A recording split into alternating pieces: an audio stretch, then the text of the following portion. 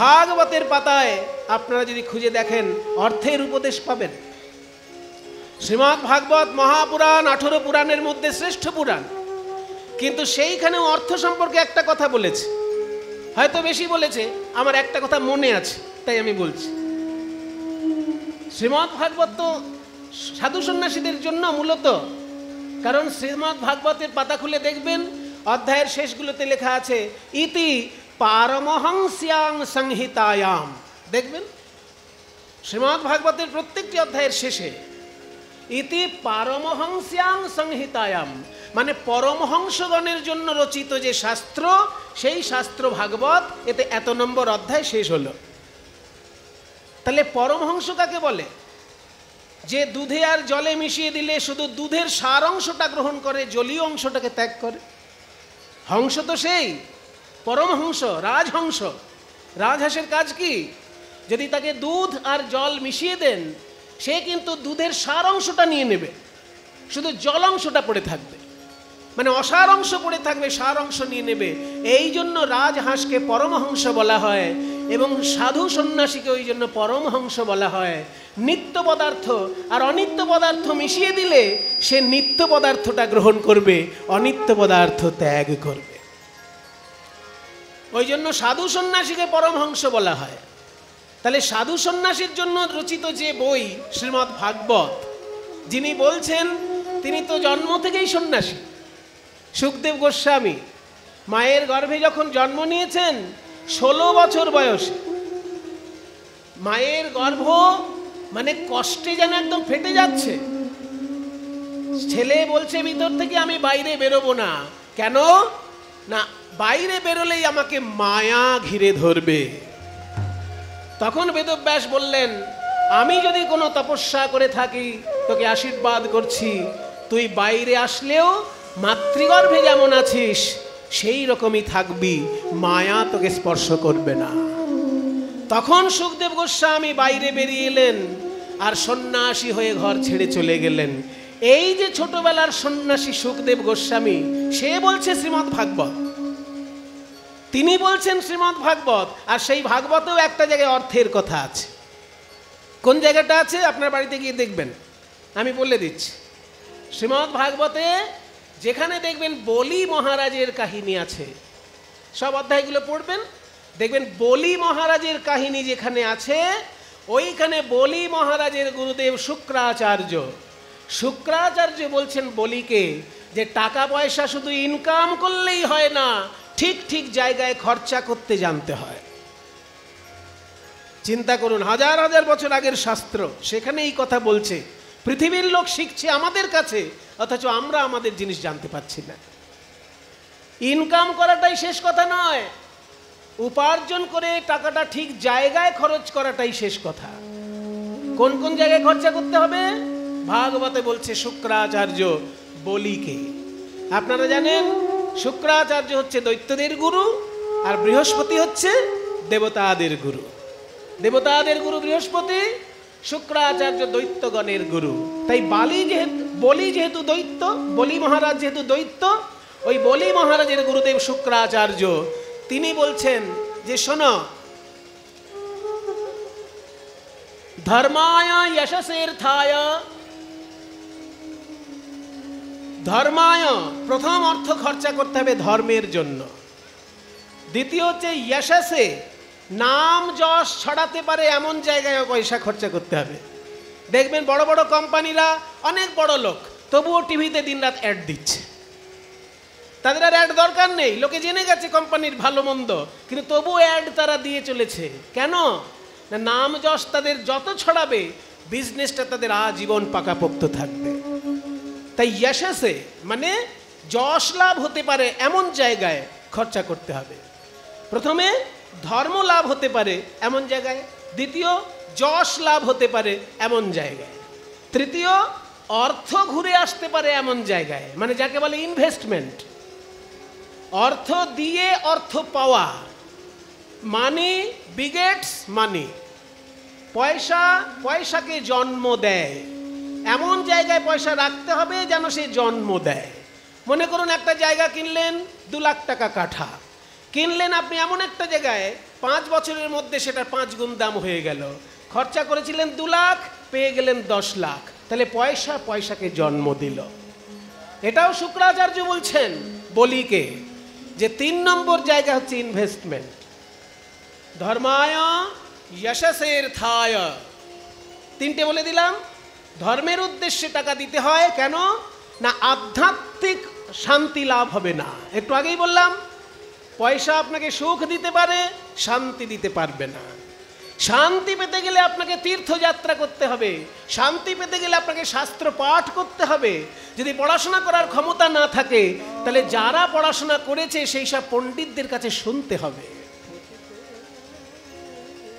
যে কোনো একটা কাজ আপনাকে করতে হবে, হয় তীর্থযাত্রা করুন, না হলে শাস্ত্র পাঠ করুন, নাহলে শাস্ত্র ব্যাখ্যা শ্রবণ করুন, আর তা না হলে নাম জপ করুন, ধ্যান করুন, যোগ করুন। যাই করবেন ধর্মের সঙ্গে সম্পর্ক থাকলে তবেই শান্তি পাবেন, নাইলে শুধু সুখ পাবেন, শান্তি কোনোদিন পাবেন না।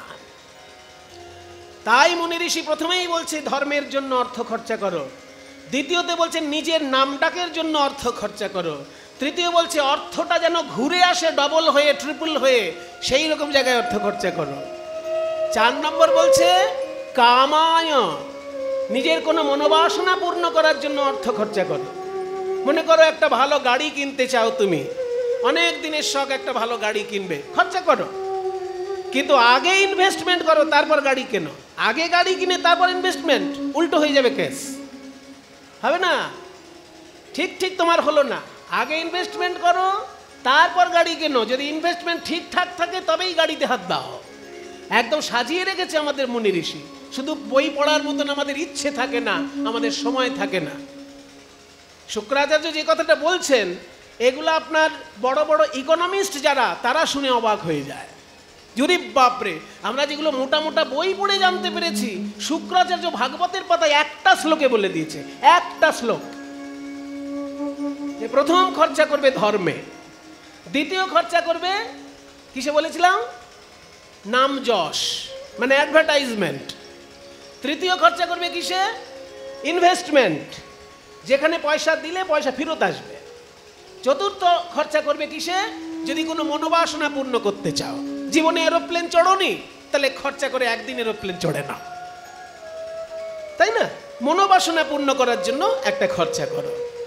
এবং পঞ্চমটা হচ্ছে স্বজনায়চ, আত্মীয় স্বজনের মধ্যে কেউ যদি কষ্ট পায়, গ্রামের লোকের মধ্যে কেউ যদি কষ্ট পায়, দেশবাসীর মধ্যে কেউ যদি কষ্ট পায়, তোমার ক্ষমতা থাকলে সেইখানে সহযোগিতা করো। এটা 5 নম্বর। আগে নিজে বাঁচো, তারপর অপরকে বাঁচানোর চেষ্টা করো। নিজে পথে বসে গিয়ে অন্যকে বাঁচালে তুমি সাধু পুরুষ হয়ে যাবে, সংসারে থাকতে পারবে না। ওই জন্য সংসারে থেকে যদি জগতের মঙ্গল করতে চাও, তাহলে আগে নিজে বাঁচো, তারপর অন্যকে বাঁচাতে চেষ্টা করো। 5টা জায়গায় পয়সাকে ঠিকঠাক রাখো। কাজে লটারিতে শুধু পয়সা পেলেই হলো না, কোথায় কোথায় পয়সাটা খরচা করতে হবে সেটা আমি শাস্ত্র থেকে আপনাদেরকে জানিয়ে দিলাম। এইগুলো জানা দরকার। আর তা না আপনি পেলেন একটা বিরাট লটারি আর একদম দামি দামি বিদেশি মদ নিয়ে বসে গেলেন, তাহলে 2 দিন পরে কি হবে, আবার লটারির দোকানের সামনে ঘুরঘুর করতে হবে, তাই না? এই যে 5খানা জায়গা বললাম, 5টা জায়গায় যদি ঠিক ঠিক খরচা না করেন, তাহলে যদি ওই রকম লটারিতে পয়সা পেয়ে বিলিতি মদ নিয়ে বসে যান, ব্যাস হয়ে গেল। 2 দিন পরেই আবার হাতে হেরিকেন, 2 দিন পরেই হাতে হেরিকেন, ভিক্ষার বাটি হাতে ধরতে হবে। সেই জন্য 5 জায়গায় অর্থকে ঠিক ঠিক রাখতে হবে। আবার মুখস্থ করে নিন, আমি বলছি শ্লোকটা, ধর্মায় যশসে অর্থায় কামায় স্বজনায় চ পঞ্চভীর বিভজন বিত্তম ইহামূত্র চ মোদতে। গোটা শ্লোকটা বলে দিলাম। 5টা জায়গা কি, আস্তে আস্তে, 5টা জায়গা কি কি সেটা এক লাইনে বলছে, আর পরের লাইনে বলছে তার ফলটা কি। এই 5টা জায়গায় যদি পয়সা রাখা হয় তাহলে ফলটা কি সেটা পরের লাইনে বলছে। 5টা জায়গা বললো, ধর্মে, যশে, অর্থ মানে ইনভেস্টমেন্ট, অর্থ পাওয়ার জন্য অর্থ, আর নিজের কামনা পূর্ণ করার জন্য অর্থ, আর আত্মীয় স্বজন দেশবাসীর সেবা করার জন্য অর্থ। এই 5টা জায়গায় অর্থ ঠিক ঠিক করে যদি কেউ ভাগ করে দিতে পারে তাহলে ফলটা কি পরের লাইনে বলছে, পঞ্চভীর বিভাজন, 5 জায়গায় বিভাগ করে যদি দিতে পারে, বিত্তম, বিত্তম মানে টাকা পয়সা, বিত্ত বিত্ত, পঞ্চভীর বিভাজন বিত্তম ইহ অমূত্র, ইহ মানে ইহলোকে, অমূত্র মানে স্বর্গলোকে। সে ইহলোকেও সুখ পাবে, স্বর্গলোকেও শান্তি পাবে। ইহলোকেও সুখ, স্বর্গলোকেও শান্তি, যদি এই 5টি জায়গায় পয়সা ঠিক ঠিক রাখতে পারে। শুক্রাচার্য বলছেন পঞ্চভীর বিভাজন বিত্তম ইহ অমূত্র চ মোদতে, মোদতে মানে আনন্দ পাবে, আনন্দ পাবে। ধর্মায় যশস্বীর্থায় কামায় স্বজনায় চ পঞ্চভীর বিভাজন বিত্তম ইহ অমূত্র চ মোদতে। কাজেই টাকা পয়সা লটারিতে পাওয়া যায়, কিন্তু যারা পায় তারা যে সব সময় সদ্ব্যবহার করে এটা ঘটে না। তাই গরিব গরিব থেকে যায়, বড় লোক হয়ে যায়। যদি কেউ লটারিতে পয়সা পেয়ে এই 5টি জায়গায় পয়সা ঠিক করে রাখতে পারে, সে এ দেশেও সুখ পাবে, ও দেশেও সুখ পাবে। আমরা ভারতবাসী, আমরা ধন্য যে আমাদের দেশে অর্থের চর্চা আমরা ঠিকঠাক করতে পারিনি। আমাদের দেশে অর্থশাস্ত্র রচিত হয়েছে অনেক বছর আগে, প্রায় 2000 বছর আগে অর্থশাস্ত্র রচিত হয়েছে, অর্থশাস্ত্র ভারতবর্ষের মাটিতে। কিন্তু ভারতবাসী সেই অর্থকে ঠিক ঠিক চিনতে পারেনি বা অর্থকে কাজে লাগাতে পারেনি। আর বিদেশিদেরকে দেখুন, তারা আমাদের শাস্ত্রের নির্যাস বার করে নিয়ে তারা কিন্তু অর্থকে ঠিকঠাক কাজে লাগিয়েছে। কাজে আমরা ভারতবাসী, আমরা অর্থ সম্পর্কে অতটা জানি না, বুঝি না, অর্থ উপার্জনও করতে জানি না। কদিন আগেই আমি দেখছিলাম একটা ছেলে মোবাইলে গেম খেলছিল। অনেক সময় দেখতে পাই বাচ্চা ছেলেরা মোবাইলে গেম খেলে। আমি সেই ছেলেটাকে বললাম যে বাবা, মোবাইলে যে গেম খেলছো, জানো এই মোবাইলে গেম খেললেও পয়সা পাওয়া যায়, সেইটা জানো কি? ছেলেটিকে আমি বললাম, ও যেন আমার কথায় বিরক্ত হলো। তার মানে কি, ওই গেমটা খুলে সে জীবনের সময় নষ্ট করছে, অর্থ উপার্জনের কোনো পথ কিন্তু সে চিন্তা করছে না। বাপের হোটেলে বসে খাচ্ছে আর মোবাইলে গেম খেলছে। অথচ ওই মোবাইলে গেম খেলেই কেউ কেউ আবার পয়সা উপার্জন করছে। এমন কিছু গেম আছে মোবাইলে যেগুলো খেললে পরে পয়সা পাওয়া যায়, অথচ সেই গেমটা না খেলে এমন গেম খেলছে যাতে শুধু সময় নষ্ট হচ্ছে। তা আমি ছেলেটিকে বললাম, তুমি গেম খেলো, মোবাইলেই গেম খেলো, সারাদিন গেম খেলো, কিন্তু এই গেম খেলে পয়সারও পথ আছে, সেইটাও সঙ্গে সঙ্গে খবর নাও, তা নাহলে পরকালটা তো ঝরঝরে। সেই জন্য আমরা ভারতবাসী যারা, আমরা বড় বোকা সেজে থাকতে ভালোবাসি, অথচ আমাদের দেশে বড় বড় মুনি ঋষি সব সময় আমাদেরকে উপদেশ দিয়ে চলেছেন। আজকে আমরা শুনছি মহাপ্রভুর কথা, এই সেই গোবাথান যেখানে মহাপ্রভু লীলা করেছেন। বৃন্দাবন যাওয়ার পথে এইখানে তার চরণধুলি পড়েছে। কত ভাগ্যবান আপনারা, মহাপ্রভুর চরণধুলি আপনারা এইখানে পেয়েছেন। তাই পদকর্তা বলছেন, বড় অবতার ভাই, বড় অবতার, পতিতেরে বিলাউলো প্রেমেরও ভান্ডার। অনেক যুগে অনেক অবতার এসেছে, কিন্তু কলিযুগে গৌরাঙ্গ মহাপ্রভু এসে কি করেছে জানো? পতিতকে, যাদের ছায়া মাড়ালে লোকে স্নান করত, যাদের মুখের দিকে তাকালে পাপ হয়েছে মনে করত, সেই অন্তজ পতিত মানুষকে মহাপ্রভু গোলকের প্রেম এনে ঢেলে দিয়েছেন হৃদয়ে। তাই বলে বড় অবরূপ ভাই রে, ওগো বড় অপরূপ ভাই রে, আমার মহাপুরা চাঁদের লীলা। ওই বড় অপরূপ ভাই রে, বড় অপরূপ ভাই রে, গোরা চাঁদের লীলা। দেখো রাজা হইয়া কাঁধে করে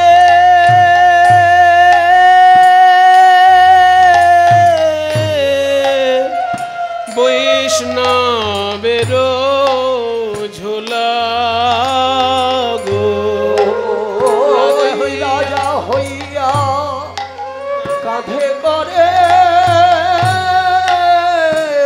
বৈষ্ণবের ঝোলা রে, ওই রাজা হইয়া কাঁধে করে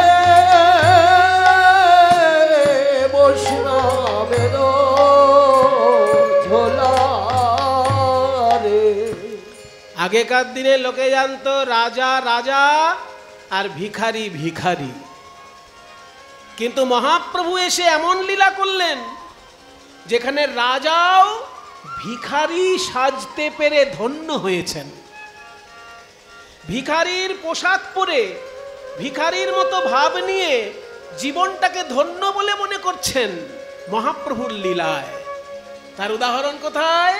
পুরী ধামে রাজা প্রতাপ রুদ্র যখন মহাপ্রভুকে দেখার জন্য পাগল হয়ে উঠলেন, মহাপ্রভুর একটু চরণ পাবার জন্য পাগল হয়ে উঠলেন, তখন সার্বভৌম ভট্টাচার্য বুদ্ধি দিলেন যে আপনি রাজবেশে যদি মহাপ্রভুর দেখা করতে চান, প্রভু কোনো দিন আপনার মুখ দর্শন করবেন না। কিছু মনে করবেন না বাবা, সন্ন্যাসীর নিয়ম বড় কঠিন নিয়ম। সন্ন্যাসী নিজের আসনে বসে থাকবে, রাজার দরকার হলে সেই আসনে এসে সন্ন্যাসীকে প্রণাম করবে, রাজার কাছে গিয়ে সন্ন্যাসী কখনো দাঁড়াবে না। এটা আমাদের ভারতীয় মুনি ঋষির নিয়ম। কিন্তু এখনকার দিনে আমরা দেখতে পাই সন্ন্যাসী, কোনো সন্ন্যাসী আছে, সবাই নয়, কিছু কিছু সন্ন্যাসী আছে মুখ্যমন্ত্রীর দয়া পেলে যেন ধন্য হয়ে গেল, প্রধানমন্ত্রীর দয়া পেলে যেন ধন্য হয়ে গেল, একজন পার্টির লিডারের কাছে একটা চেক পেলে যেন ধন্য হয়ে গেল। এ কি রে বাবা, এটা সন্ন্যাসীর ধর্মবিরুদ্ধ। কারণ সন্ন্যাসী সমস্ত কিছু ত্যাগ করে পথে নেমেছে কারোর পা চাটার জন্য নয়, যদি কেউ ভুল থাকে চোখে আঙুল দিয়ে তাকে ভুলটা ধরিয়ে দেবার জন্য। মহাপ্রভু তাই, মহাপ্রভু যখন দেখা পেতে চাইলেন রাজা প্রতাপ রুদ্র, মহাপ্রভু বললেন আমি রাজাকে দেখব না। কারণ রাজা দুটো জিনিস নিয়ে থাকে, এক কামিনী আর কাঞ্চন।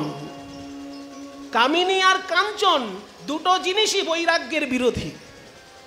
আর আমি হচ্ছি সন্ন্যাসী, বৈরাগ্যের পথযাত্রী। আমি ওই কামিনী কাঞ্চনের মধ্যে ডুবে থাকে যে রাজা, আমি তার মুখ দর্শন করলে আমার পাপ হয়ে যাবে। তখন সবাই মিলে চিন্তা করলো কি করে মহাপ্রভুর কৃপা রাজাকে পাওয়ানো যায়। নানান কায়দা ঘটেছে, সব কথা আজকে বলবো না। শেষকালে প্রতাপ রুদ্রকে, মানে রাজপণ্ডিত সার্বভৌম ভট্টাচার্য, তিনি বললেন যে আপনি রাজবেশটা ছাড়ুন, রাজবেশ ছেড়ে কাঙাল ভিখারির বেশ ধারণ করুন, আর দ্বাদশ অঙ্গ তিলক করুন, গলায় মোটা তুলসীর মালা নিন, আর শ্রীমদ্ ভাগবতের কয়েকখানা শ্লোক মুখস্থ করুন। যদি কাঙাল বৈষ্ণব বেশে মহাপ্রভুর কাছে শ্রীমদ্ ভাগবতের শ্লোকগুলো একবার আওড়ে দিতে পারেন, তাহলেই আপনার কার্য সিদ্ধি। দেখেছেন কি সুন্দর সুবুদ্ধি? এই বুদ্ধিই কাজে লাগলো। হাজার চেষ্টা করেছেন প্রতাপ রুদ্র, কোনো মতেই মহাপ্রভুর সাক্ষাৎ পাননি। শেষকালে রথযাত্রার সময় যখন মহাপ্রভু রথযাত্রায় নৃত্য করতে করতে ক্লান্ত হয়ে গিয়েছেন, একটা বাগানে বিশ্রাম নিচ্ছেন, সেই সময় রাজা তার রাজ পোশাক পরিত্যাগ করে কাঙালের বেশ ধারণ করে ভিক্ষার আঁচল নিয়ে দ্বাদশ অঙ্গ তিলক শোভিত কণ্ঠে তুলসী দাম বৈষ্ণবের বেশে যখন এসে ভাগবতের শ্লোক পড়তে লাগলেন, জয়তি তেধিকং জনমনা ব্রজ শ্রয়ত ইন্দিরা শাশ্বদত্রহি দয়িত দৃশ্যতা দিক্ষু তাবকা স্তয়ি ধৃতা শব ত্বাং বিচিন্বতে। হে নন্দনন্দন যশোদা জীবন, হে দামোদর হে শ্রী মাধব হে নন্দনন্দন যশোদা জীবন হে দামোদর হে শ্রীমাধব। ভাগবতের শ্লোক পড়ে চলেছেন কাঙাল বৈষ্ণবের বেশে। রাজা রাজা, যে রাজা সারাক্ষণ রাজনীতির কচকচানি নিয়ে থাকে, সে আজকে মহাপ্রভুর কৃপা পাওয়ার জন্য কষ্ট করে ভাগবতের শ্লোক মুখস্থ করেছে। কিছু মনে করবেন না বাবা আমার কথাগুলো, কারোর গায়ে লেগে যেতে পারে। যার গায়ে লেগে যাবে বাড়িতে গিয়ে গালাগালি দেবেন, কিন্তু এইখানে দয়া করে শুনবেন। যারা রাজনীতির কচকচানি নিয়ে থাকে সব সময়, তাদের শাস্ত্র কথা ভালো লাগে না, কিন্তু আজকে মহাপ্রভুর কৃপা পাবার জন্য রাজা রাজনীতির কচকচানি ছেড়ে ভাগবতের শ্লোক মুখস্থ করলেন। শেষকালে যখনই গাইতে লাগলেন, তব কথামৃতম তপ্ত জীবনা কবি ভিড়িতাম কলমশা শ্রবণ মঙ্গল শ্রীমদাতত ভুবি গৃণন্তি তে ভূরিদাজনা। এই শ্লোকটি মহাপ্রভুর এত প্রিয় বাবা। ওই যে প্রথমে 8খানা শ্লোক বলেছে, তখন মহাপ্রভু ভাবাবিষ্ট হয়েছেন, কিন্তু কিছু করেননি। কিন্তু এই 9ম শ্লোক, এই শ্লোকটা হচ্ছে শ্রীমদ্ ভাগবতের 10ম স্কন্ধের 31 নম্বর অধ্যায়ের 9ম শ্লোক। গোপী গীতা যাকে বলে, সেই গোপী গীতের 9ম শ্লোক। যখনই এই শ্লোকটি পাঠ করেছে, মহাপ্রভু আর থাকতে পারলেন না, উঠে জড়িয়ে ধরলেন রাজাকে। আর কি বললেন? জড়িয়ে ধরার আগে একটা কথা বললেন, যে কে গো ভাই তুমি? এমন সুন্দর কাঙাল বৈষ্ণব, এত সুন্দরভাবে শ্লোক বলছো, তুমি তো আমাকে অনেক কিছু রত্ন দিলে, এগুলো শ্লোক নয়, এগুলো দামি দামি রত্ন, কিন্তু আমি তো সন্ন্যাসী মানুষ, আমার তো দেবার মতো কিছু নেই, তাই আমি তোমাকে একটু আলিঙ্গন দিলাম। তুমি মোরে দিলা বহু অমূল্য রতন গো, তুমি মোরে দিলা বহু অমূল্য রতন। ওগো মোর কিছু দিবার নাই, দিনু আলিঙ্গন। আহারে গৌর হরি বল। মোর কিছু দিবার নাই, দিনু আলিঙ্গন। এসো আমার হৃদয়ে এসো ভাই, আমরা মিলে মিশে গীত গাই।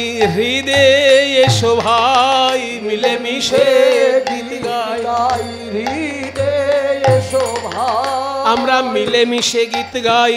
ওই বাহু তুলে হরি বলে মিলে মিশে গীত গাই। বাহু তুলে হরি বলে মিশে গীত গাই। বাহু তুলে হরি বলে মিশে গীত গাই। বাহু তুলে হরি বলে মিশে গীত গাই। বাহু তুলে হরি বলে। হৃদয়ে এসো ভাই, মোর কিছু দিবার নাই, দিলাম আলিঙ্গন, দিলাম আলিঙ্গন। এই হলো চৈতন্যদেব। গরিব মানুষ রাজা হবার জন্য কঠোর পরিশ্রম করে, আর চৈতন্য মহাপ্রভুর কৃপা পাবার জন্য রাজা প্রতাপ রুদ্র দরিদ্র সাজার জন্য কঠোর পরিশ্রম করলেন। দ্বাদশ অঙ্গ তিলক শোভিত করে, কণ্ঠে তুলসী মালা নিয়ে কাঙাল বেশে মহাপ্রভুর সামনে ভাগবতের শ্লোক বললেন, তবে মহাপ্রভু তাকে বুকে জড়িয়ে ধরেছিলেন। তাই পদকর্তা বলছে, দেখো দেখো, দেখে নাও সাম্য কাকে বলে। ধনী দরিদ্রের মিলন ঘটাতে গেলে কি কি করতে হয় মহাপ্রভু করেছেন। রাজা হইয়া কাঁধে করে বৈষ্ণবের ঝোলা। আরো একটা মহিমা বলবো, গৌরাঙ্গ করুণার কথা এক মুখে কহিবারে নারী গো। গৌরাঙ্গ করুণার কথা, গৌরাঙ্গ করুণার কথা এক মুখে কহিবারে নারী। সংকীর্তন মাঝে নাচে কুলের বৌহারি গো। সংকীর্তন মাঝে নাচে কুলের বৌহারি রে। এটা একটা বিরাট বড় গুরুত্বপূর্ণ কথা হয়ে গেল, কিন্তু গানের ছলে বলা হলো তাই বুঝতে পারা গেল না। এবার মানেটা শুনুন। গৌরাঙ্গ করুণার কথা এক মুখে কহিবারে নারী, সংকীর্তন মাঝে নাচে কুলের বৌহারি। মানে নারী জাতি সমান সম্মান পেল এই বৈষ্ণব আন্দোলনের মধ্যে। নারী জাতির কোনো সম্মান সাধারণত মধ্যযুগে কোনো ধর্মেই দেখা যায় না। আপনি 3-4টে বড় বড় ধর্মকে পাশাপাশি রাখুন, দেখুন সব জায়গায় নারীদেরকে পিছিয়ে রাখার কথা বলা হয়েছে। নারীরা যেন শিক্ষা না পায়, নারীরা যেন অগ্রগতিতে এগিয়ে যেতে না পারে, নারীরা যেন সম্মান না পায়, এইরকম কায়দা সমস্ত কিছুর মধ্যে করা আছে।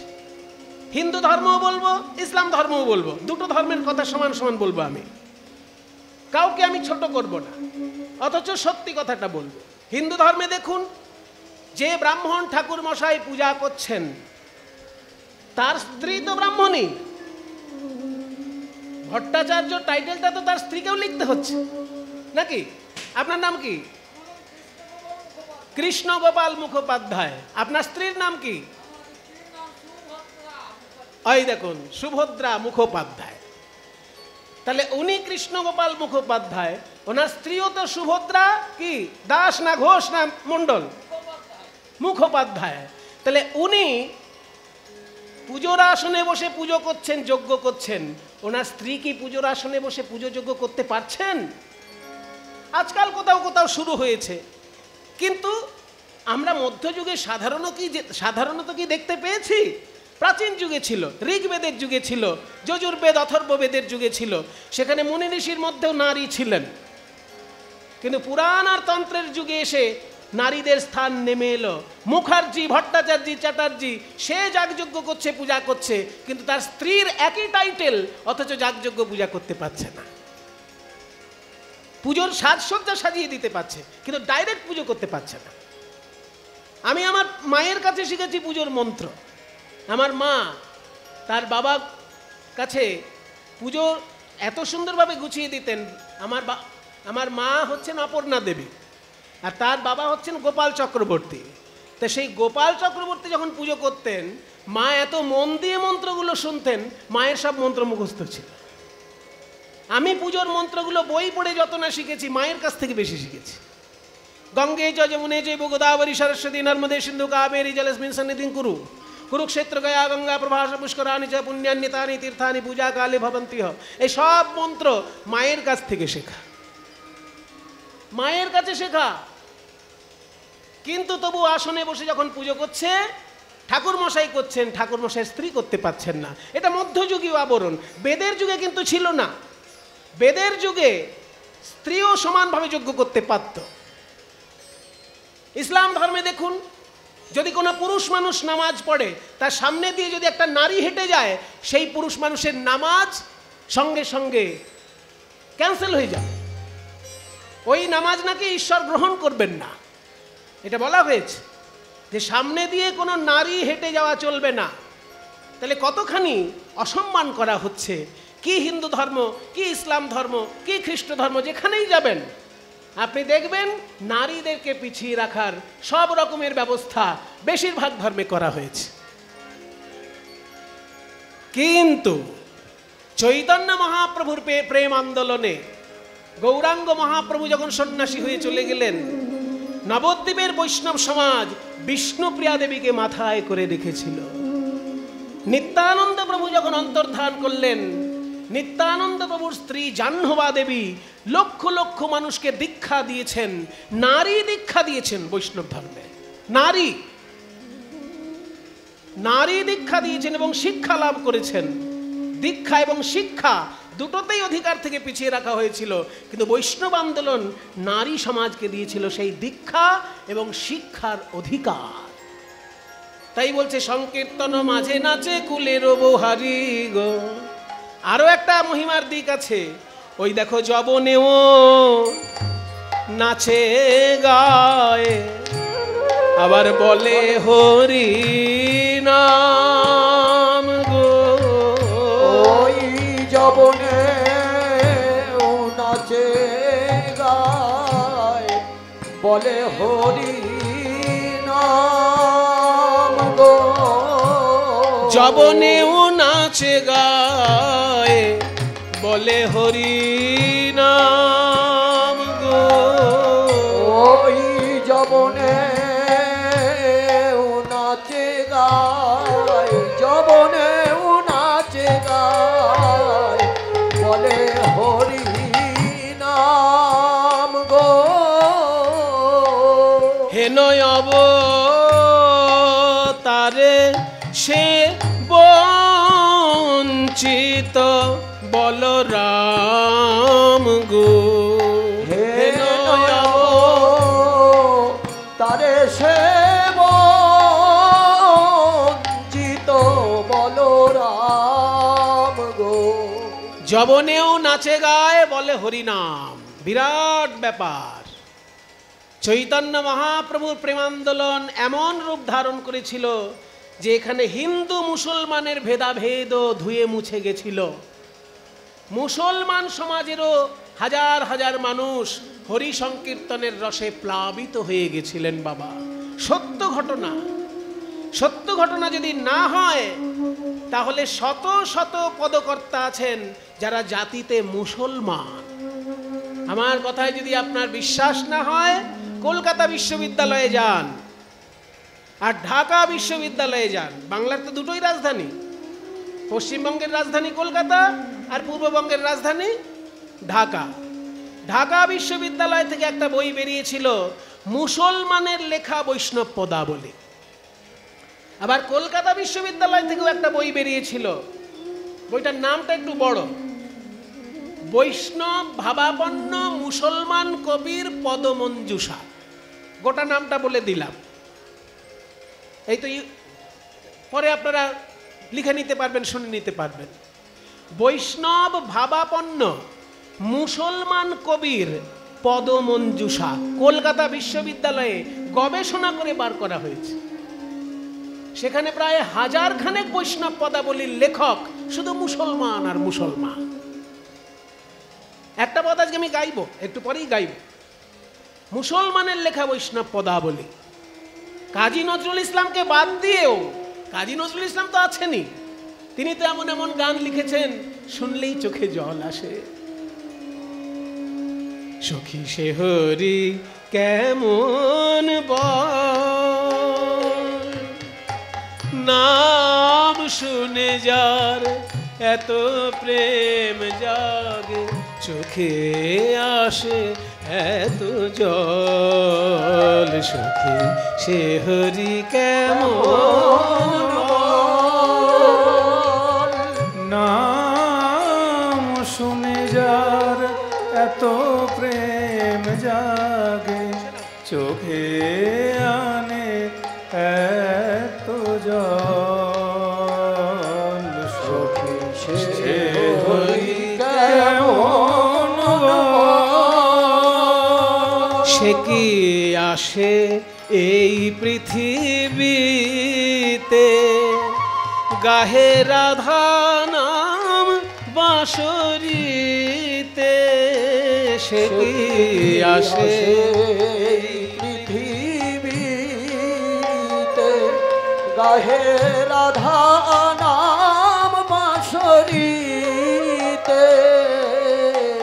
যার অনুরাগে বিরহ যমুনা হয়ে ওঠে চঞ্চল। সখী সে হরি কেমন বল, নাম শুনে যার এত প্রেম জাগে, চোখে আনে এত জল, সে হরি কেমন বল।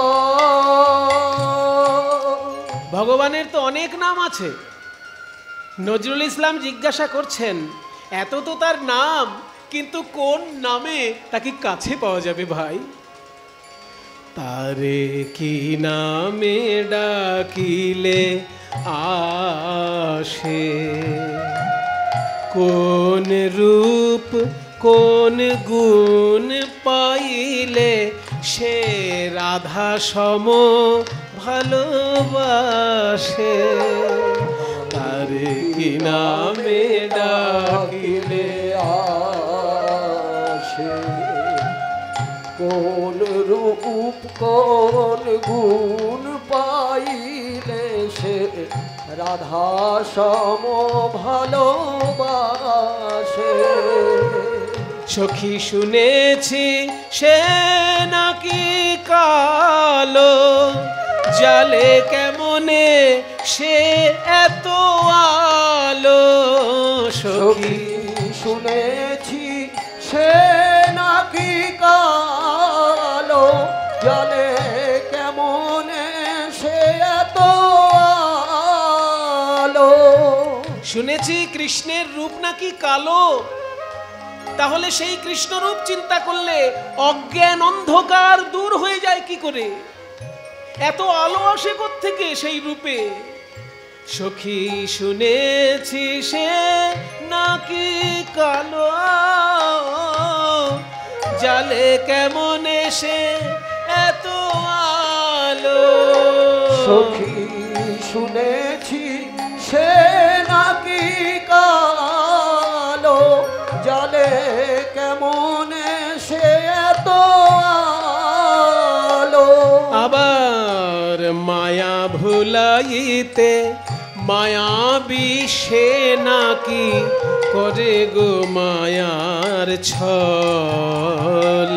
সখী সে হরি কেমন বল, নাম শুনে যার এত প্রেম জাগে, চোখে আনে এত জল।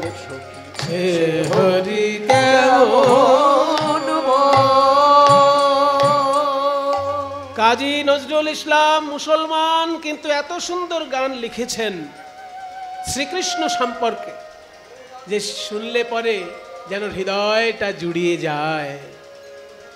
শুধু কাজী নজরুল ইসলাম নয়, তিনি ছাড়াও আরও কত মুসলমানের লেখা পদাবলী কলকাতা বিশ্ববিদ্যালয় এবং ঢাকা বিশ্ববিদ্যালয়ে পাওয়া যায়।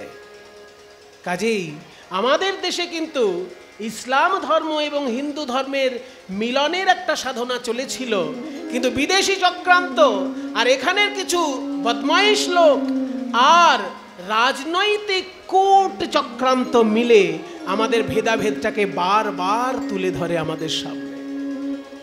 চৈতন্য মহাপ্রভুর প্রেমান্দোলন পেরেছিল হাজার হাজার মুসলমান, তারা কৃষ্ণ প্রেমে কৃষ্ণ নামে ভেসে গিয়েছিল। হরিদাস ঠাকুর মুসলমান ঘরে জন্ম নিয়েছেন, কিন্তু প্রতিদিন 3 লক্ষ নাম জপ করতেন। এগুলো তো ইতিহাস। তাই পদকর্তা বলছে যবনেও নাচে গায়ে বলে হরি নাম।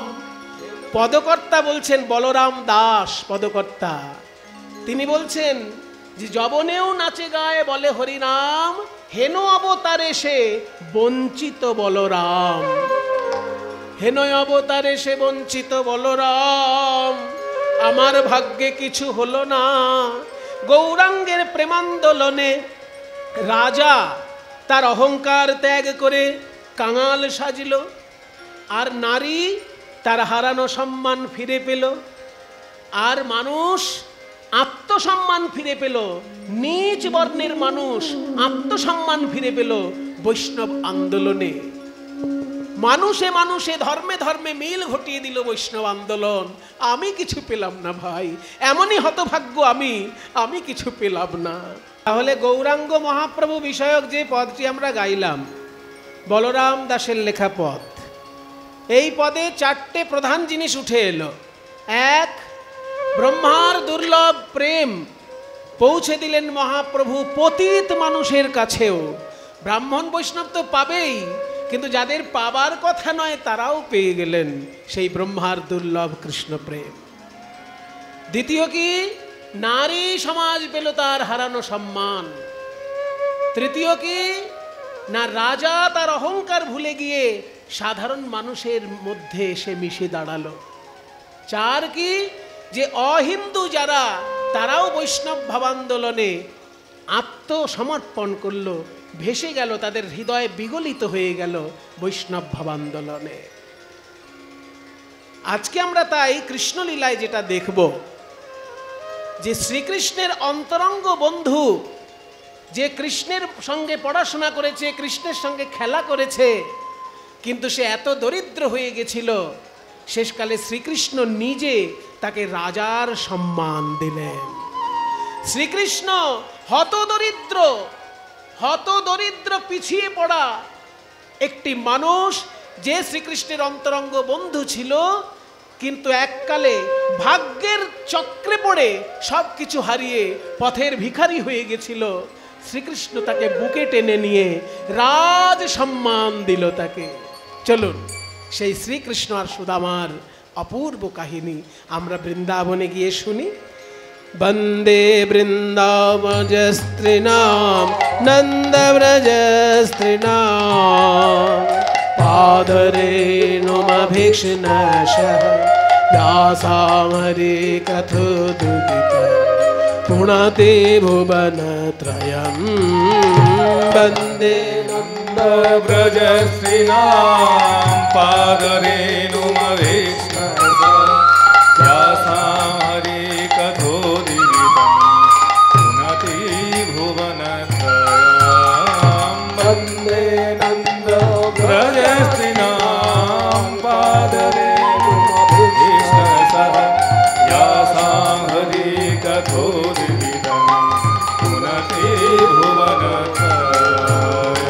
হরে নয়ন ভরে, হ্যালো হরি নয়ন ভরি, হ্যালো হরি নয়ন ভরে, হ্যালো হ্যালো হরি নয়ন ভরি, গোপী বল্লভ রাধা মদন মোহন।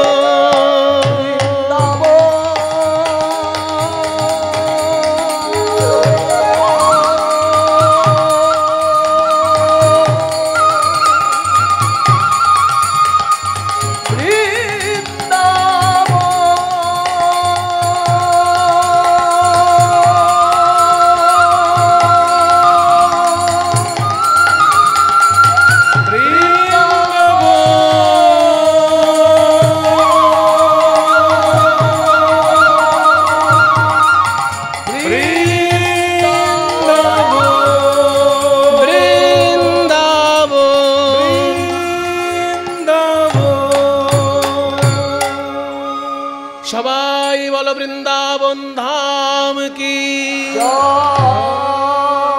রাধা রানী কি, গোস্বামী বৃন্দ কি, নিজ নিজ শ্রী গুরু মহারাজ কি।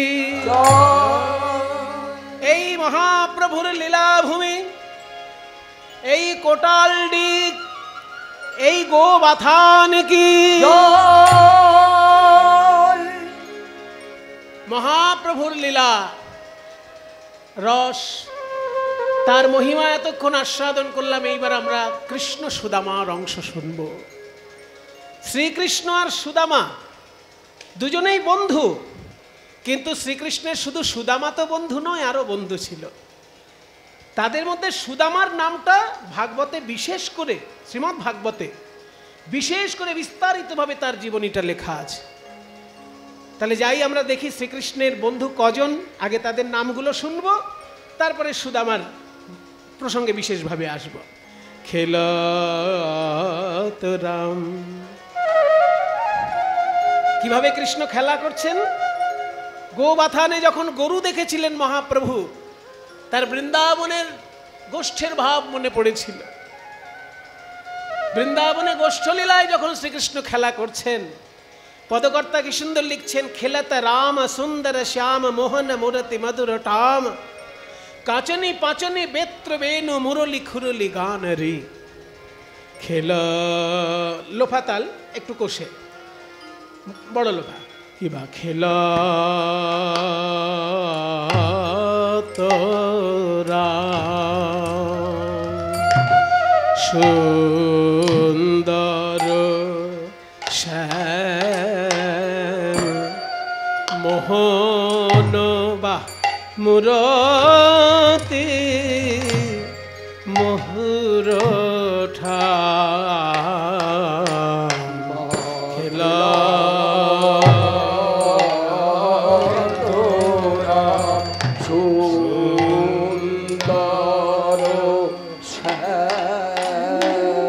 মধুর মূরতি মধুর মূরতি মধুর খেলা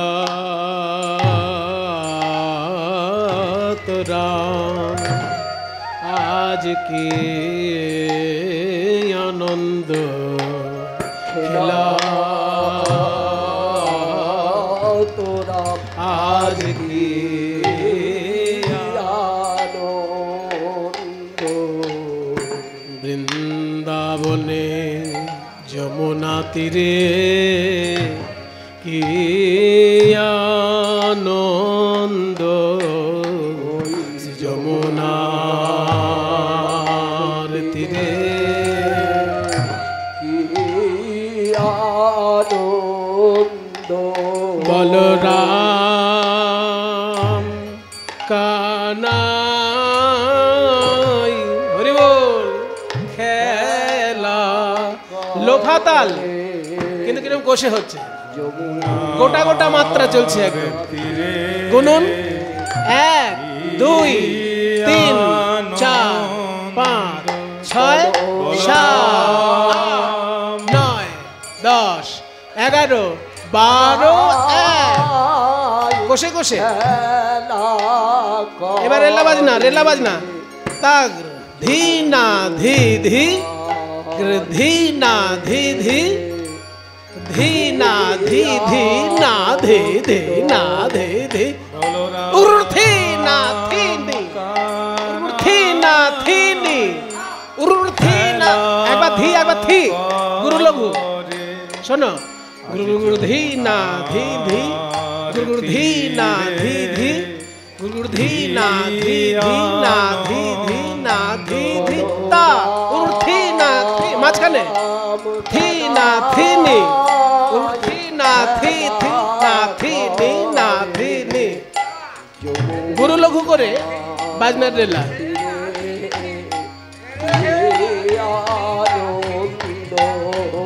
1 2 3 4 5 6 1 2 3 4 এবার চৌগুন চলবে। ধা ধেনে ধেনে নাগে ধেনে ধেনে নাগে ধেনে ধেনে দা ধেনে তা ধেনে ধেনে নাগে ধেনে ধেনে না তা ধেনে ধা ধেনে ধেনে নাগে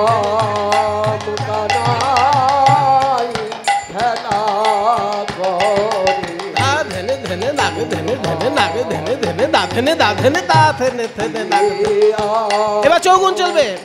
ধাগের করে দাগের করে দাগের করে দাগের করে দাগের করে দাগের করে দাগের করে দাগের ঘের করে দাগের করে ঘের করে দাগের করে ঘের করে দাগের করে দাগের করে দাগের করে ঘের করে দাগের করে বলো রাম কানাই খেলা আহা সমবায় বালক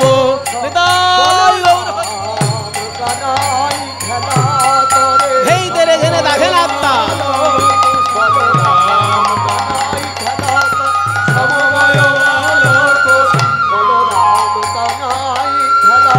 আজ যমুনার তীরে কি আনন্দ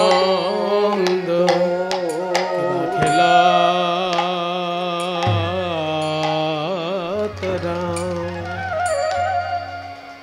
খেলাতা রাম, এখানে রাম মানে দশরথের পুত্র নয়, বসুদেবের পুত্র। রাম মানে এখানে বলরাম। তাহলে খেলাতা রাম মানে বলরাম খেলা করছে। সঙ্গে কি আছে? সুন্দর শ্যাম, গোবিন্দও আছেন। মধুর মূরতি মোহন ঠাম, যেন দেখেই একদম মন মোহিত হয়ে যাচ্ছে, এত সুন্দরভাবে খেলা করছেন। কাঁচনি পাঁচনি বেত্র বেনু, কাঁচনি মানে গরু তাড়ানো যে লাঠি, সেটাকে কাঁচনি বলে। পাঁচনি, কাঁচনি, কাঁচনি মানে বেশভূষা, আর পাচনি মানে গরু তাড়ানো লাঠি। পাচনি গরু তাড়ানো লাঠি। কাঁচনি পাচনি বেত্র, একটা বেতও আছে, আবার বেনু বাঁশিও আছে। বেনু মানে কিন্তু সব বাঁশি নয়, যে বাঁশিটা 12 আঙুল লম্বা 6টি ছিদ্র তাকে বলে বেনু। আছে নাকি আপনার কাছে? দেখি আমাদের দলে তো বাঁশি বাদক আছে। ছোট বাঁশি 12 আঙুল লম্বা হবে, ছোট্ট ছোট্ট বাঁশিটা চাই। এই ছোট বাঁশির বৈশিষ্ট্য কি? মোটা বাঁশির বৈশিষ্ট্য হচ্ছে গম্ভীর আওয়াজ হয়, আর মাঝারি বাঁশির বৈশিষ্ট্য হচ্ছে মধ্যম আওয়াজ, আর ছোট সরু বাঁশি যেটা হবে সেটা তীক্ষ্ণ আওয়াজ হবে। হ্যাঁ, কাজে ছোট্ট যেটা বাঁশি 12 আঙুল লম্বা 6টি ছিদ্র, এই যে আপাতত ছোট এইটাই পাওয়া গেছে, এই যে ছোট বাঁশি যত ছোট সরু হবে তত তার তীক্ষ্ণ আওয়াজ হবে। তাহলে বেনু মানে 12 আঙুল লম্বা যে বাঁশিটা। তাহলে মুরলি খুরলি, খুরলিটা আবার কি? বেত্র বেনু, বেনু মানে 12 আঙুল লম্বা বাঁশি, আর মুরলি মানে আবার, মুরলি আবার মানে যেটা মোটা 2 হাত লম্বা বাঁশি, সেটাও আছে ওনার কাছে। ওরে বাপরে, এই দেখুন, যদি কোথাও ঝগড়া ঝামেলা বাঁধে এটাতেও কাজ হয়ে যাবে। 2 হাত লম্বা, হ্যাঁ, এই 2 হাত লম্বা যে বাঁশি শ্রীকৃষ্ণের, এতে গুরুগম্ভীর আওয়াজ হয়, এটাকে বলে মুরলি। তাহলে 12 আঙুল লম্বা বাঁশি আর 2 হাত লম্বা বাঁশি, দুটো বাঁশি বাজছে, ওই জন্য বেনু আর মুরলি। মুরলি খুরলি, খুরলি মানে শিঙা। মুরলি খুরলি গান রি, মুরলি খুরলি গান, আহা মুরলি বাঁশি বাজায়ে চলে, রাগের মূর্ছনা দিয়ে, রাগের মূর্ছনা দিয়ে বাজায়ে চলে, রাগের মূর্ছনা দিয়ে বাজায়, রাগের মূর্ছনা দিয়ে বাজায়, আহা মুরলি খুরলি গান রি।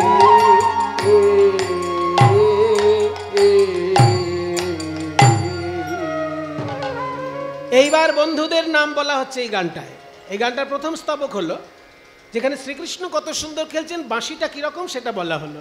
এবার বন্ধুদের নাম, প্রিয় শ্রীদাম সুদাম মেলি, প্রিয় শ্রীদাম সুদাম ও প্রিয় শ্রীদাম, প্রিয় শ্রীদাম, প্রিয় শ্রীদাম সুদাম ওই প্রিয় শ্রীদাম, প্রিয় শ্রীদাম, প্রিয় শ্রীদাম সুদাম মেনি, তপন তনয়া তীরে কেলি, প্রিয় শ্রীরাম সুদাম মেনি, তপন তনয়া তীরে গেলি। প্রিয় শ্রীদাম সুদাম মেলি, তপন তনয়া তীরে কেলি। তপন তনয়া তীর মানে দেখুন, এটা হচ্ছে অনুপ্রাস অলঙ্কার।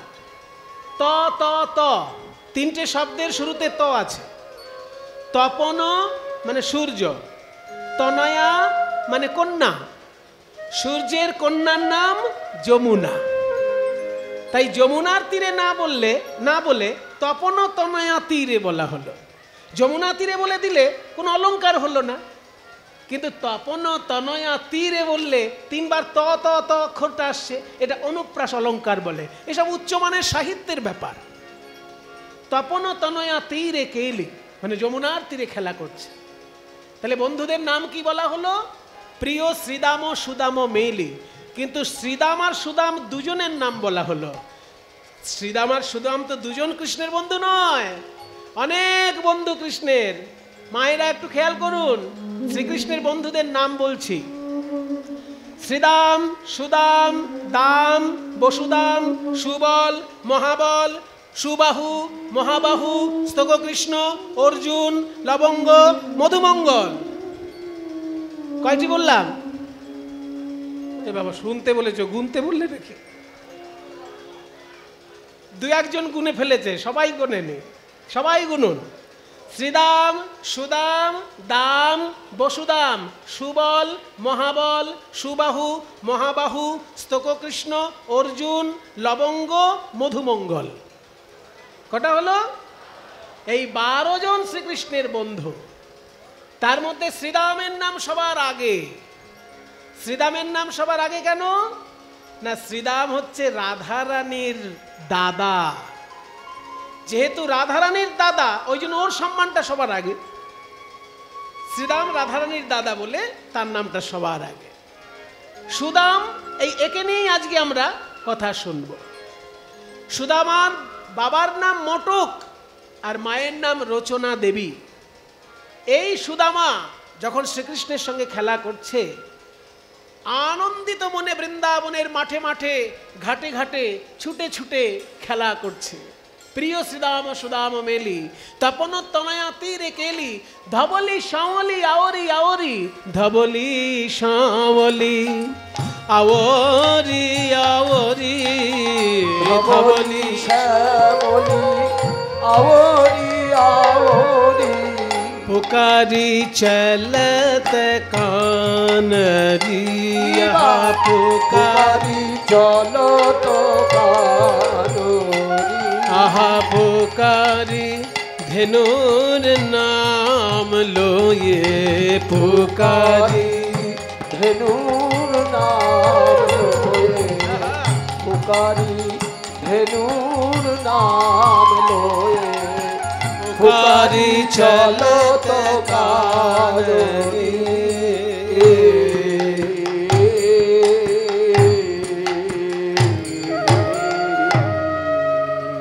দেখতে কত সুন্দর লাগছে কৃষ্ণকে। বয়সে কিশোর মোহন ভাতে, বয়সে কিশোর নবীন ভাতে, বয়সে কিশোর নবীন ভাতে, বয়সে কিশোর নবীন ভাতে, বয়সে কিশোর নবীন ভাতি, বয়সে কিশোর নবীন ভাতে, जैसे इंदु जलद कापी, বয়সে কিশোর নবীন ভাতে, জৈসে ইন্দু জলদ কাতে। কি সুন্দর কথা, বয়সে কিশোর। কিশোর তার বয়স, নবীন ভাতি, যখনই দেখবেন তখনই নতুন বলে মনে হবে। শ্রীকৃষ্ণকে যখনই দেখবেন তখনই নতুন, নবীন ভাতি।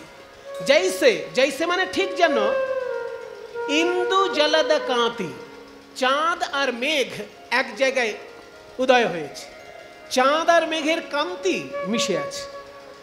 বদনটা যেন চাঁদ আর শ্রী অঙ্গটা যেন কালো মেঘ, যেন মেঘের কোলে চাঁদ উঠেছে, মেঘের কোলে চাঁদ উঠেছে, আহা বদন দেখলে এই মনে হয় মেঘের কোলে চাঁদ উঠেছে। ওই বদন দেখলে এই মনে হয় মেঘের কোলে চাঁদ উঠেছে।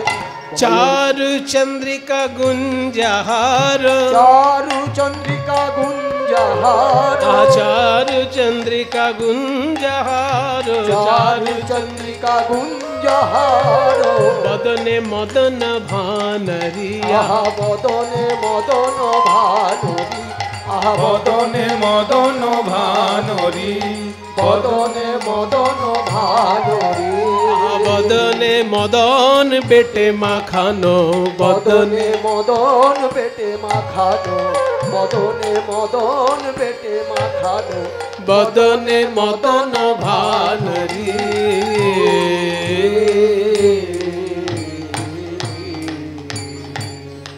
সুন্দর খেলা খেলছেন শ্রীদাম সুদামের সঙ্গে। এই যে সুদামার সঙ্গে কৃষ্ণ খেলছেন, এই কৃষ্ণকে জানো? দেখতে রাখাল, কিন্তু যেমন তেমন রাখাল নয়, বিশ্ব ব্রহ্মাণ্ডের অধীশ্বর তিনি। তাই বদকর্তা কি বলছেন? আগম নিগম বেদসার, আগম নিগম বেদসার, আজ লীলায় করত গোঠ বিহার। আগম নিগম বেদসার, ও আগম নিগম, আগম নিগম, আগম নিগম বেদসার। আস্তে।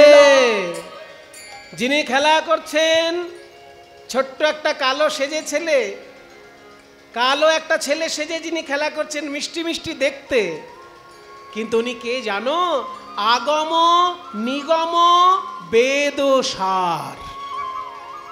সনাতন শাস্ত্রের তিনটি প্রধান ভাগ। মায়েরা, বাবারা, হিন্দু ধর্মকে বোঝা অত সহজ জিনিস নয়। এত শাস্ত্র রয়েছে আমাদের, আমাদের খুব গর্ব, কারণ আমাদের ধর্মটা তো 2-4 দিনের ধর্ম নয়। ইসলাম ধর্ম 1500 বছর আগে জন্ম নিয়েছে, তার আগে ইসলাম বলে কিছু ছিল না।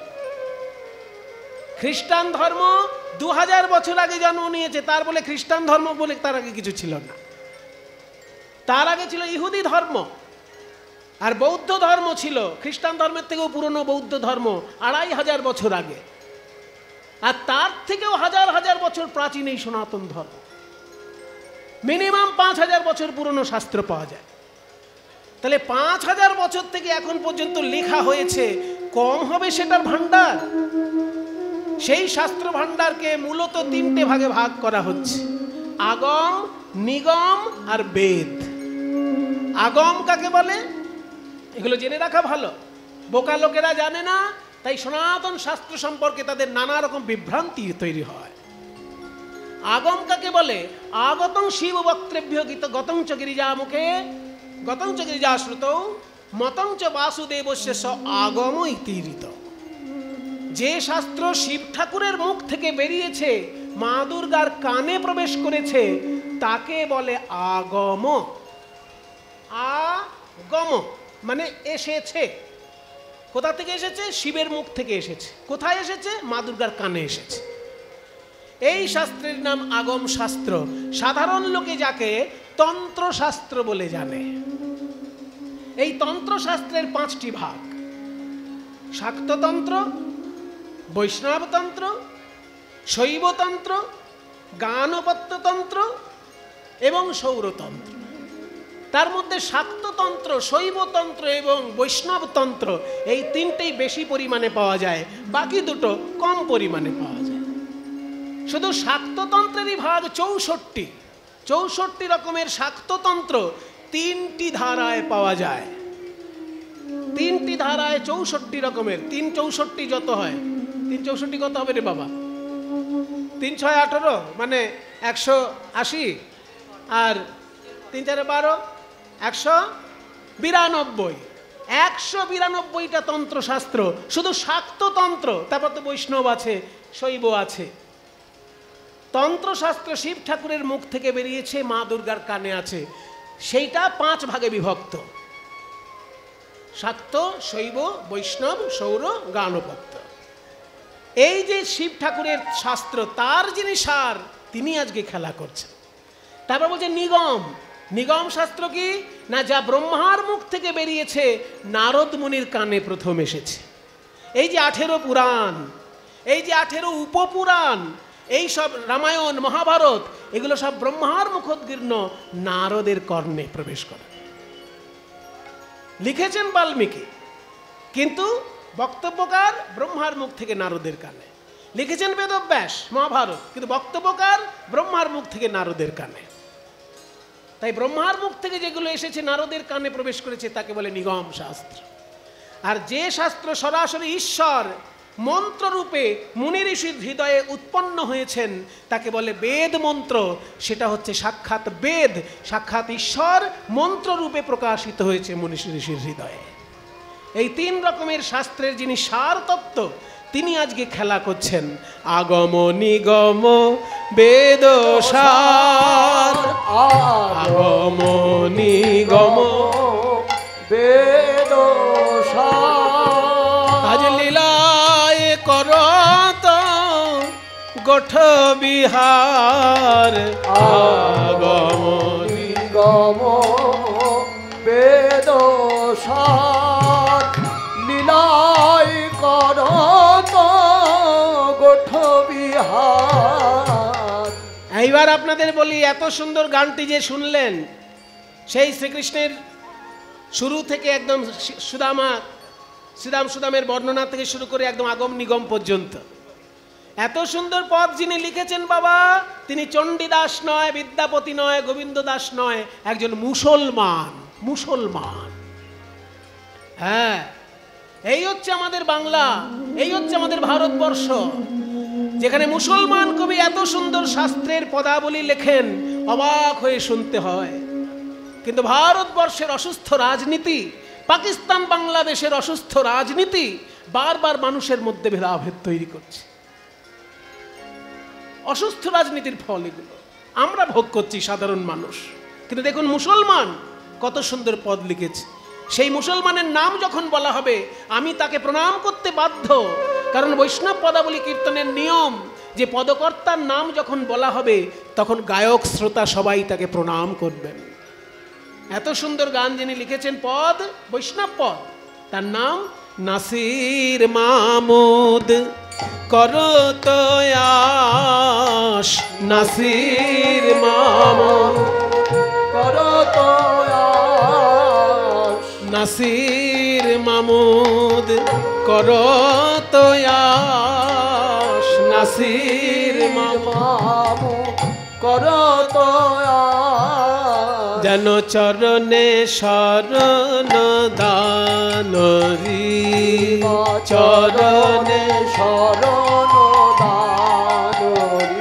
আহা চরণে আমি শরণ নিলাম, চরণে আমি শরণ নিলাম, ওই চরণে আমি শরণ নিলাম। আহা চরণে শরণ দান রে।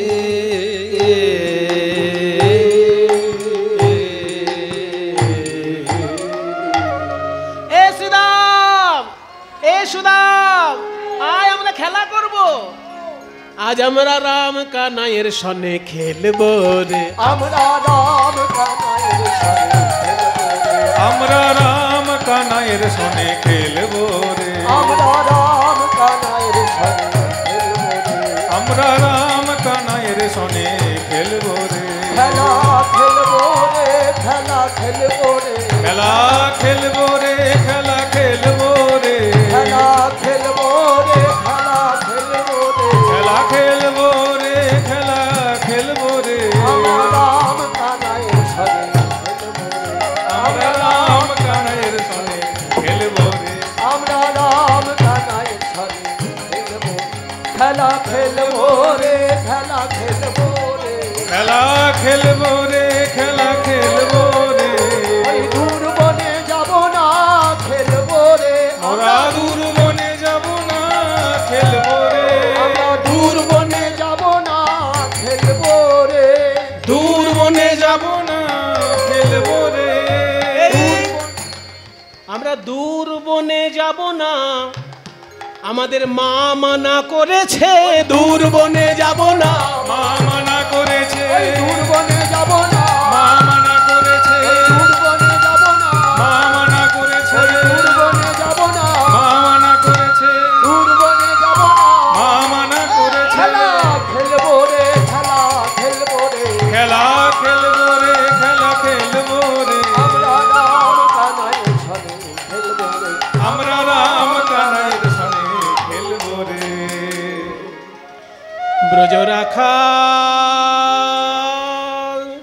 সারঙ্গ দাসপেরে, রাগ সারঙ্গ দাসপেরে তাল। ব্রজ রাখা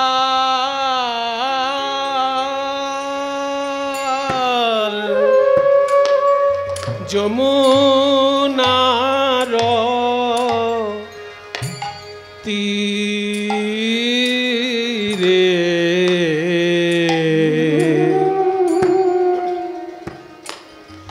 তরুতল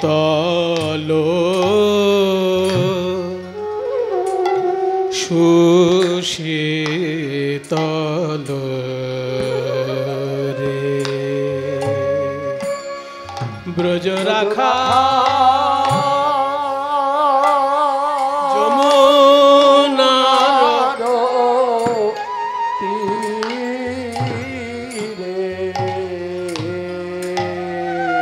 তরুতল সুশীতল তরুতল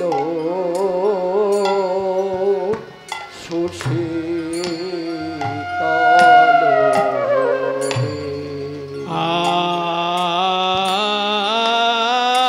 আশি মিলিল এক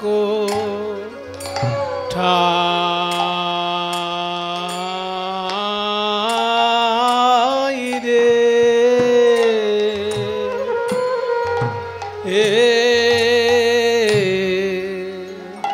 সবে বলে ভালো ভালো আজ কি খেলা খেলিবে বলো ধাগরে গেরে দাগে রে দাগে ধা ধাগরে গেরে দাগে রে দাগে ধা ভালো ভালো আজ কি খেলা খেলিবে বলো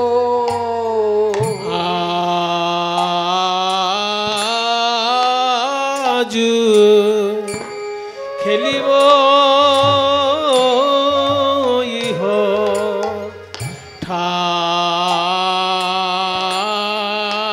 ঠাই রে শ্রীদাম রে এ যে পরম রম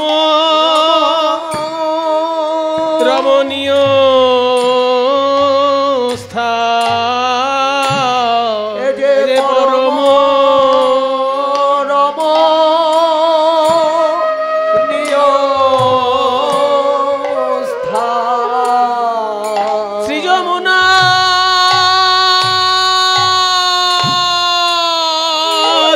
যমুনার তীর যে পরম রম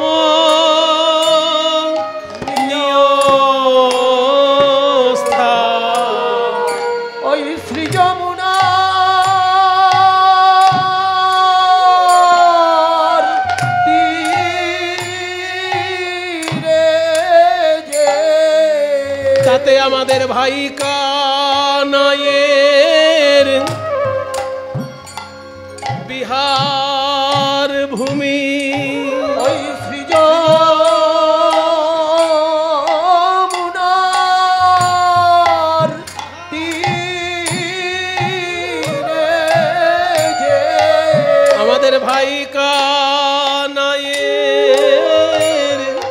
বিহার ভূমি ওই শ্রী যমুনার তীরে যে আমার ভাই কানাইয়ের বিহার ভূমি শ্রী যমুনার তীর যে আমার ভাই ভাই কানাইয়ের বিহার ভূমি ওই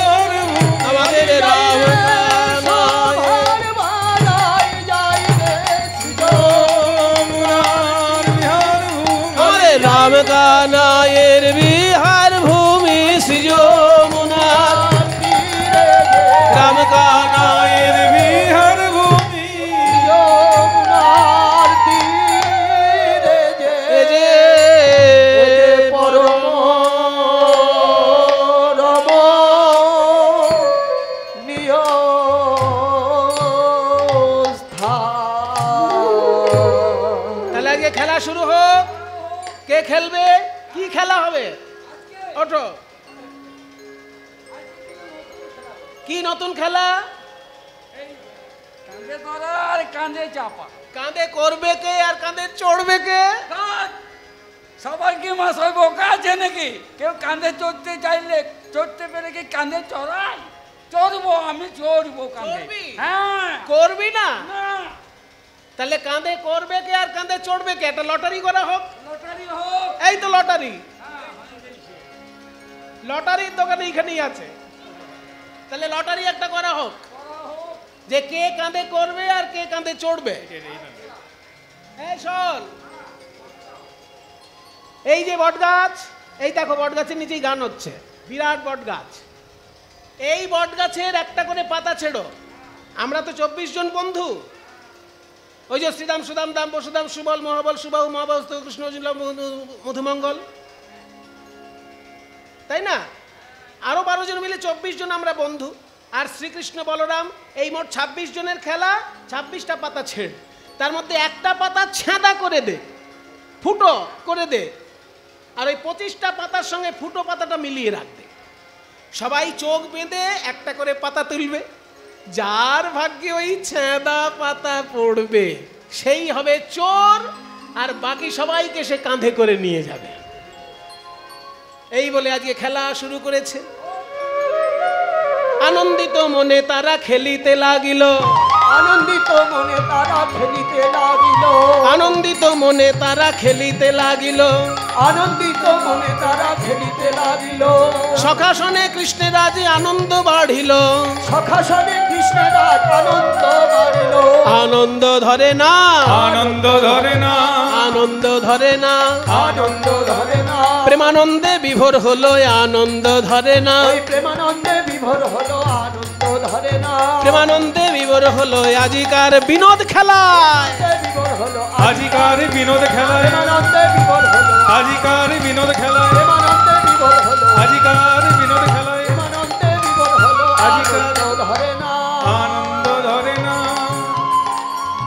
বোকা নয়। হ্যাঁ, তুই এমনি করছিস কেন? তোর পাতাটা দেখি।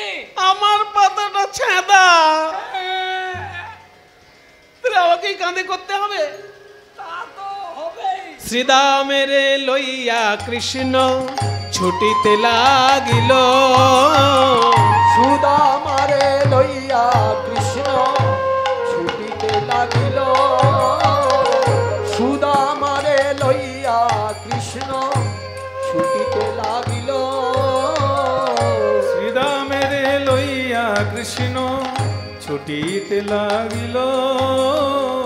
জয়নিতাই একটা ছোট্ট অনুরোধ আছে কীর্তন কমিটির পক্ষ থেকে আপনাদের কাছে, যারা যারা দূর দূর থেকে এসেছেন মোটর সাইকেল রাখছেন, মোটর সাইকেল স্ট্যান্ডে তারা মোটর সাইকেল রাখুন, এদিক ওদিক রাখবেন না। প্রথম কথা, সুরক্ষিত থাকবে এই মোটর সাইকেল। আর দ্বিতীয় কথা হলো, এই মোটর সাইকেল স্ট্যান্ডের থেকে যতটুকু পয়সা পাওয়া যাবে সেই পয়সায় নরনারায়ণের সেবা এখানে উৎসর্গ করা হবে। যারা যারা মোটর সাইকেল রাখছেন স্ট্যান্ডে, সেই স্ট্যান্ডের পয়সায় নরনারায়ণ সেবা করা হবে। সেই জন্য যারা যারা সাইকেল এদিক ওদিক রাখছেন স্ট্যান্ডে সাইকেলটি রাখুন। নিতাই গৌর প্রেমানন্দে হরি বল হরি বল। তাই হে নয় অবতারে সেব চিত বল বল রাম রে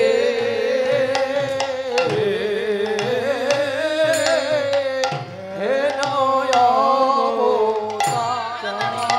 ডাকে নেতা দেইয়া তাগর প্রতা ডাকে ডাকে।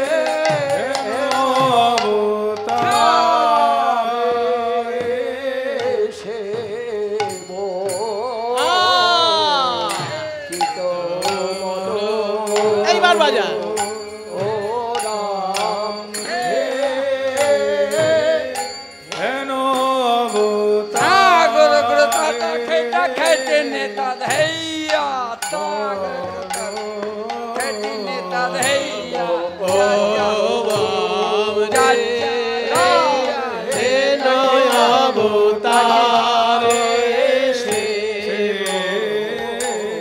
বঞ্চিত বলো রাম রে হেন অবতার তারে সে চিত বলো হে না তাকে দাঘি হেন অবতার ঝা খেটা ঝাকি তিন খেটা উন্নি ধেই খেটা কে ঝিনি তা খেটা কি গিনা কে গেনা তা খেটা তাকি তিন খেটা উন্নি ধেই খেটা কে ঝিনি তা খেটা কি গিনা কে গেনা ঝা গুরু গুরু ঝিনি ঝিন ঝাতিনি দিনি তা খেটা তা গুরু গুরু তিনি তা তিনি দিনি তা খেটা ঘেরে ঘেনে ঝা ঘেরে ঝা